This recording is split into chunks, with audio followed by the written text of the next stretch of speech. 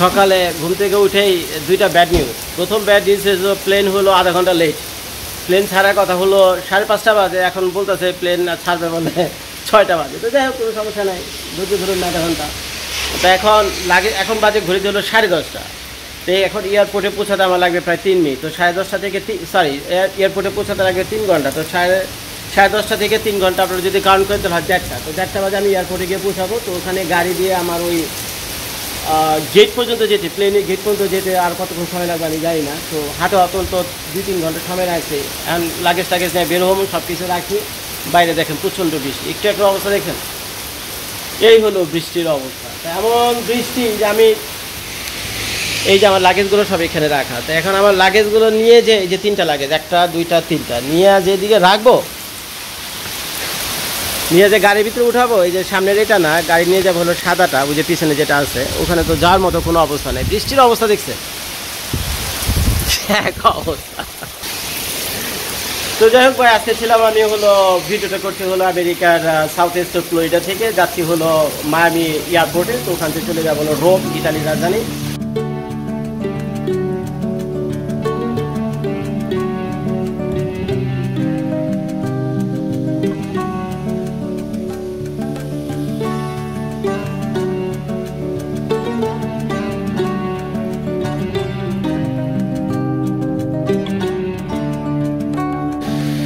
বোঝানোর সময় পাবো না, বলার সময় পাবো না, তোমাকে খালি ক্যামেরা ধরতে হবে। আমি আসবো, যাবো না, আমি ক্যামেরা তো ভিজে যাবে, ওই যেটা হবে তো।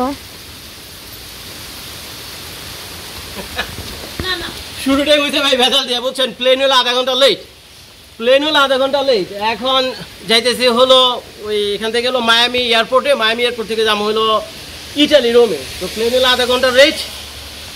এখন আপনাদের ভাবি লাগেজ টাগেজ দিয়েছে সব আমার উপর ফালা দিয়ে, প্লেন আধা ঘন্টা লেট হয়েছে, ভালো হয়েছে ভাই, আমাকে তো আগে বাড়ি যাইতে হইলো। তারপরে ছিল বৃষ্টি, চিন্তা করে দেখছেন।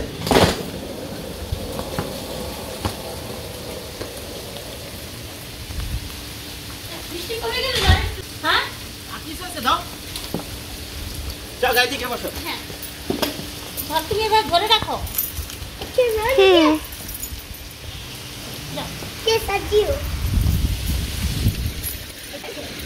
ধরে রাখো,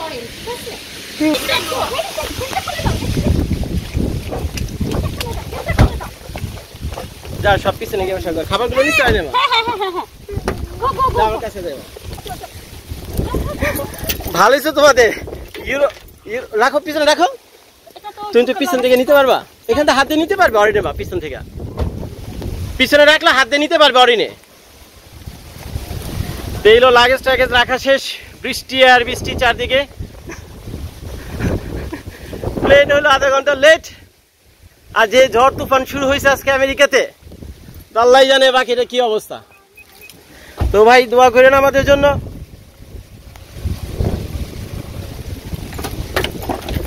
বলো অরিন, কি অবস্থা? এক্সাইটেড? আমি অনেক বৃষ্টিতে ভিজে টিজে থেকে আসছে। Lauren excited? আমি এক্সাইটেড। আমি কি অবস্থা সুন্দরী? হাই হ্যাঁ, একটু হালকা পাতলা ভিজেছি, বেশি হালকা পাতলা ভিজেনি। তো সবকিছু রেডি? তো চলো রওনা হয় নাকি? গেট গুট লাগিয়ে দিয়েছি আমি। হ্যাঁ হ্যাঁ হ্যাঁ, দেখছেন ভিজে টিজে কি অবস্থা। তো চলো রওনা দিই নাকি? আজকে এলো প্রচন্ড ঝড় তুফান, দেখেন বৃষ্টিতে ঝড়ে ওই যে আমাদের ডাস্টবিন পরে কি হয়েছে। আর এটা হলো আমাদের বাড়ি। তো এটা হলো আমাদের এলাকা। শুরু হয়ে গেল আমাদের ভ্যাকেশন। মাঝখানে আমাদের ড্রাইভ করতে হবে প্রায় 181 মাইল এক রোডে থাকতে হবে। 181 মাইল মনে করেন ঢাকা থেকে চট্টগ্রামের চাইতেও দূরে। 181 মাইল যদি আপনি কিলোমিটার হিসাব করেন, তাহলে এখন একটানা ড্রাইভ করতে গেলে ওখানে তো টোটাল আমাকে ড্রাইভ করতে হবে প্রায় 3 ঘন্টার মতো। 3 ঘন্টা পর আমরা পৌঁছে যাবো আমাদের এয়ারপোর্টের খুব কাছাকাছি। ওখানে গাড়িটা রেখে তারপরে এয়ারপোর্টে ঢুকবো। তো সাথে থাকেন, আর যারা ভিডিওটা দেখতেছেন দোয়া করেন আমাদের জন্য, যাতে সহি সালামতে আবার নিজের গ্রামে আবার ফিরাইতে পারি। চারদিকের অবস্থা এলাকায় আপনাদের জজবাই থাকে।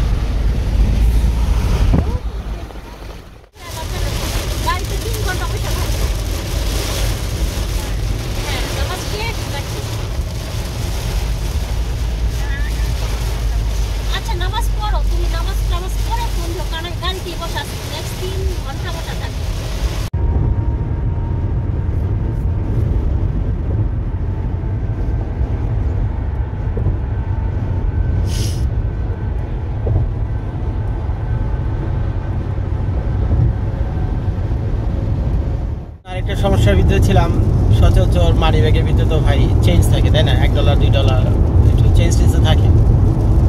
তো এখন এই আমাদের বাসা থেকে যে মায়াবী যেতে টোল পরে, এটা আসলে আমার মনেই ছিল না, মানে সচরাচর পড়ার কথা না, কারণ আমার ব্রেনই নাই যে পথে টোল আছে, কারণ আমি অনেকবার আসছি এখানে। তো যাই হোক, এখন আইসা ঠেকছে হলো টোলের সামনে। তো এখন মহিলা আটকে রাখছে, গাড়ি যেতে দিব না, পয়সা দাও। আমি কই ভাই পয়সা তো নাই, খুচরা পয়সা তো নাই, ক্রেডিট কার্ড আছে, ক্রেডিট কার্ডে নাও। কয় না আমি ক্রেডিট কার্ড দিব না, দিলে তোমার ক্যাশে দিতে। আমি গেলাম, ভারী তো সমস্যা নেই, কী করি, আর কি চেঞ্জ আনতে কই যাই হাইওয়ের উপরে, তাই না? এখন এই চেঞ্জ আনতে হইলে গাড়ি ঘুরে কই যাবো আমি তা জানি না। তো আশেপাশে এক্সিট দিলে গ্যাস স্টেশনে নাইমা ওইখান থেকে কোনো কিছু কিনতে হবে, তারপরে চেঞ্জ দিতে হবে, তারপরে আবার এখানে ফিরে আসতে হবে। বিরাট এক জটিল অবস্থা। তো যাই হোক, মনে মনে আয়াতুল কুরসি পড়ছিলাম, বুঝছেন? সত্যি কথা, মনে মনে আয়াতুল কুরসি পড়ছিলাম যে আল্লাহ এই বিপদ থেকে আমার বাঁচাও, এই বালা মুসিবত থেকে আমার বাঁচাও। এমনি আমি লেটে আছি। তো দেখি মহিলা আমাদের দিকে তাকাইলো, গাড়ির দিকে তাকাইলো, দেখে ছোট ছোট 2টা মাসুম বাচ্চা আছে, তারপরে সাথে আপনাদের ভাবি আছে। তো দেখে ঠিক আপনাদের সুন্দরী ভাবি আছে। তো দেখে দেখে বলতেছে যে সত্যি নাই তো। পরে আমার বলে কি তুমি তোমার পকেট চেক করো, পকেট চেক করো। অনেক এরকম করে মানুষ, বুঝছেন? পয়সা থাকলে দিতে চায় না, তবে আমেরিকাতে এরকম করে না। তো মহিলা আমি জানি না কি মনে করে বলতেছে যে পকেট চেক করো। তো পকেটে হাত দিয়েছে, কয় না পকেট থেকে বাইর করো, পকেট থেকে টাইম না বাইর করো। ইটারে পকেটের ভিতরে কি থাকে? কিছু তো থাকে পকেটের ভিতরে, কয় ওইটা টাইনা বের করো। পরে আমি গাড়িতে পয়সা ওটা টাইনা বের করে দেখে আমার 2 পয়েন্ট খাইলে একটা পয়সা নেই। তো আচ্ছা নাই। তারপর মানি ব্যাগ ঝেড়ে টেড়ে দেখলাম কোনো পয়সা নেই, আমার কাছে $2 আছে। তো ওনার টোল ছিল হলো $2.75, $2.75। তো $2 আছে, 75 সেন্ট শর্ট। তো মহিলা কাছে ঠিক আছে, তোর কাছে যেহেতু পয়সা নাই, তোর তাহলে ওই $2 দিতে হবে না, যে আজকে তোর জন্য ফ্রি করে দিলাম, যা তুই যা, তুই আমার আর চোখের সামনে থাকিস না, তুই যা দিক দিয়ে যাবি, কোনো দিয়ে চলে যা। তো ভাই আমি আর দেরি করিনি ভাই, গাড়িটাই না তাড়াতাড়ি চলে আসছে।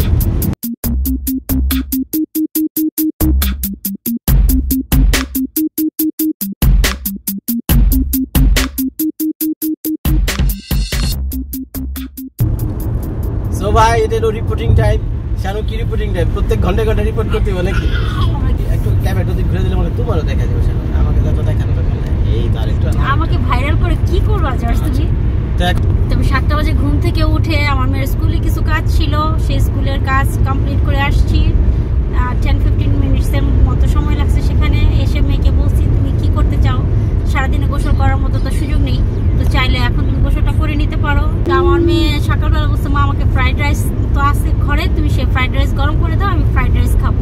তো দিছে, আমার মেয়ে ভারী খাবার ফ্রাইড রাইস খাইছে। তার আমি খাইছে হলো 1 কাপ চা খাইছি, তারপরে ওই পাউডার দুধ দিয়া, কারণ গরুর দুধ নাই ঘরে। আর দ্বিতীয় কথা হলো ওই যে পাউরুটি, বনরুটি, যেটাকে আপনারা বলেন, গোল গোল বনরুটি আছে না, বনরুটি খাইছি। তো খাইতে বেরোইছি। আমি শানু অরিনের মায়ের বলে দিছে খাবার কিছু নিয়ে নাও, গাড়িতে খেয়ে নেবে না। এখানে যে রোডের উপরে এখন ভিডিও করছি, চাইলে শানু ক্যামেরা দিতে পারো, রাস্তাঘাট আপনারা দেখতে পারবেন। হ্যাঁ একটু টিল করে দাও। হ্যাঁ, তো এটা হলো মায়ামি যাওয়ার পথ আমাদের বাড়ি থেকে। রাস্তাটার নামও বলে দিই I-75। তো আমাদের বাড়ি থেকে যেতে সময় লাগে প্রায় 3 ঘন্টা। তো অলরেডি 2-2.5 ঘন্টার মতো ড্রাইভ করা হয়ে গেছে। আর অল্প কিছু সময় আছে, আমরা এই ইসে পৌঁছে যাব, কি বলে মায়ামি এয়ারপোর্টে পৌঁছে যাব।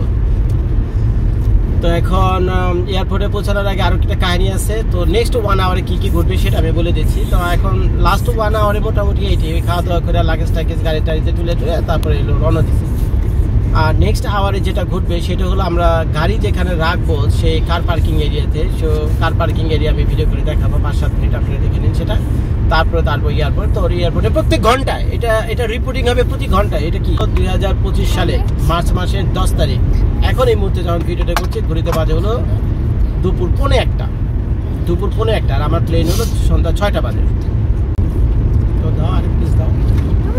কমলা কতগুলো নিয়ে এসছো অনিমা? কমলা প্যাকেজ যতগুলো ছিল সবগুলো ধরে নিয়ে আসছি। ধরে নাও ওকে লরেন প্লিজ। আমি বড় উঠছি কেন? I get so mad. Aku is tired. Go sit back over there please.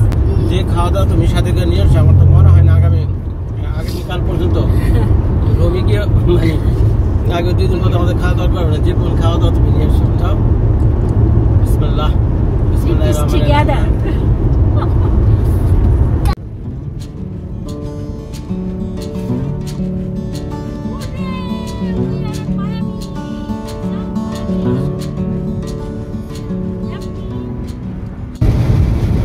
এখন আমরা মায়ামি দেশে পৌঁছেছি। তো মায়ামি ডাউনটাউনটা আমি আপনাদের এই যে পথটা দিতে পারছেন, এখান দিয়ে কিছু দূর গেলে আপনারা মায়ামি ডাউনটাউন পেয়ে যাবেন। মায়ামি বিচ যাই বলেন এগুলো সবই একটু সামনে।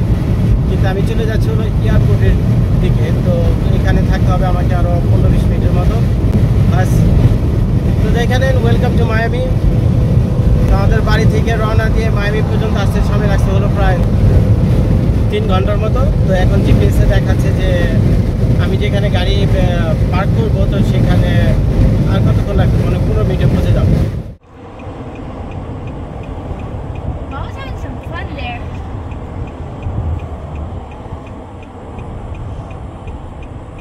হবে পেটের ফিতাটা লাগাতে হবে, হাঁটুটাকে ঝাড়া দিতে হবে।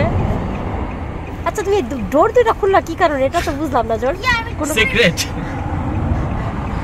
যা না বুঝতে পারছি না। ঘাসগুলো শুকিয়ে গেছে, ঘাসে পানি দিয়ে গেলাম। ঘাসে পানি দিয়ে গেলাম। Yeah baba definitely.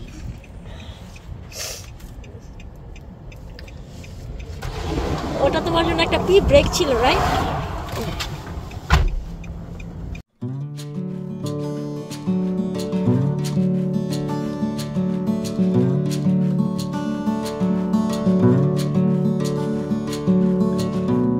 এই মাত্র আমরা আনুষ্ঠানিকভাবে সম্পন্ন করলাম।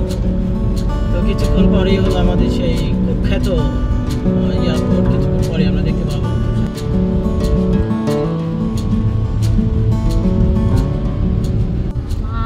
Oh my goodness, look at that. This is called Miami City. হ্যাঁ।